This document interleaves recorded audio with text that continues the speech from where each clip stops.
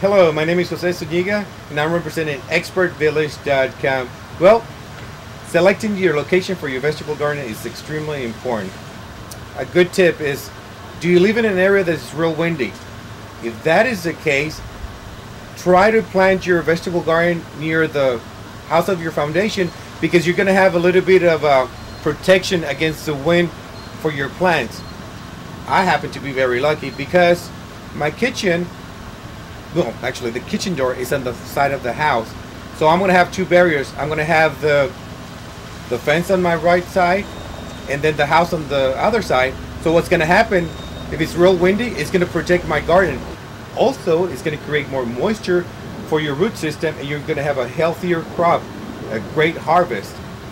I'm happy to be lucky in this area because it's enclosed, it's like a courtyard, and also it's going to keep any pets away, any cats that might destroy the vegetable garden, and we don't want that. And also I happen to have already a herb garden, so it's just all going to incorporate and it's going to look good. Now, in the event that you are planting your vegetable garden, let's say in the middle of your yard, it would always be a good idea if you can kind of fence it out, because that way you can protect it from any cats or any animals that want to get into your vegetable garden and they'll probably destroy it.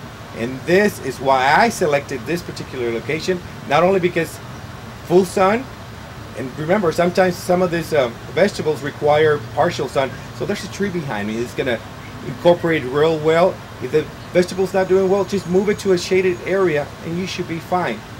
Now, this is how we select the area for our vegetable garden.